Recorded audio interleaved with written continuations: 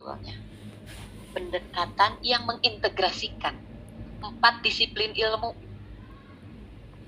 sains, teknologi, engineering, dan matematika. Penggunaan STEM itu, pendekatan STEM ya, ketika kita ingin menggunakan pendekatan STEM, misalnya Bu Lulu ambil pilih pendekatannya STEM, maka modelnya bisa pilih PJBL misalnya. Modelnya beda ya, karena STEM-nya digunakan sebagai pendekatan. Pilih modelnya misalnya PJBL. Metodenya ya salah satunya misalnya ada eksperimen. Macam-macam cara menggunakan pendekatan STEM itu.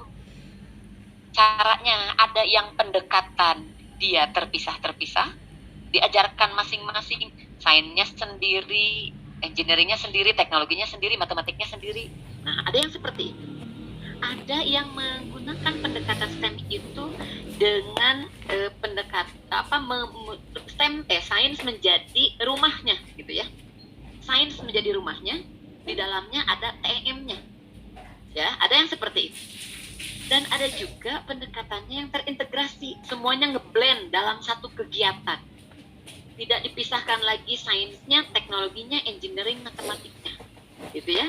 Nah, kalau STEM di SD dibelajarkan dengan pendekatan yang terpisah sebagai disiplin ilmu masing-masing, itu tidak mungkin.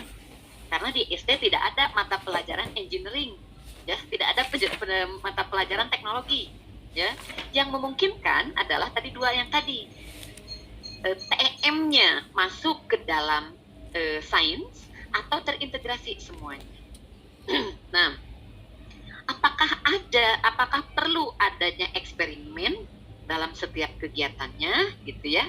Nah, tadi yang disampaikan oleh Pak Izzatunisa, kan ada dalam STEM itu ada teknologi dan engineering. Ya, teknologi dan engineering. Teknologi tentu untuk di anak SD adalah teknologi yang sederhana. Membuat ya, produk kan untuk STEM itu. Nah, untuk engineering itu tahapannya adalah tahapan-tahapan yang dilakukan oleh seorang engineer profesional. Mulai dari identifikasi masalah, menentukan solusi, kemudian memilih solusi yang terbaik, solusinya dalam bentuk produk ya. Nah, kemudian membuat prototype. Ya, salah. Ini gambar ada banyak sih langkah dari EDP, namanya Engineering Design Process. Langkah EDP-nya ada banyak. Nah, membuat prototype. Setelah uji coba ya, model uji coba ya, prototype itu. Kemudian sudah dibuat, nanti diuji cobakan. Setelah diuji cobakan, siswa diminta mencari kekurangannya apa, kelebihannya apa. Nanti setelah tahu kekurangannya, diminta untuk memperbaiki. Nah, kira-kira kalau langkahnya seperti itu, apakah harus atau memerlukan terus eksperimen atau tidak, gitu ya? Bisa terjawab ya? Tentu memerlukan eksperimen, gitu ya. Hanya eksperimennya adalah kalau dalam STEM itu di awal ada challenge, ada tantangan. Awas, perlu dibedakan dengan PJBL ya. Kalau PJBL, anak project based learning. Anak membuat project. Tapi dalam PJBL tidak diawali oleh tantangan di awalnya. Ya, tidak diawali tantangan. Maka dalam PJBL kemungkinan produk yang dibuat siswa seragam.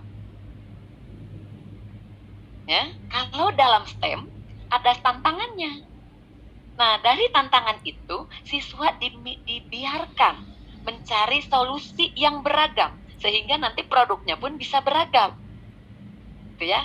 Contoh, misalnya tantangannya untuk anak SD misalnya ya. STEM sederhana untuk anak SD. Misalnya guru menghadirkan tantangan bagaimana misalnya challenge-nya ya untuk anak SD. Ibu misalnya mempunyai tantangan hari ini.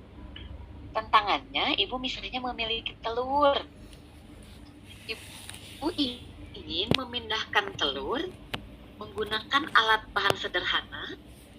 Bagaimana memindahkannya supaya telur itu bisa dipindahkan satu-satu dan tidak pecah, gitu ya.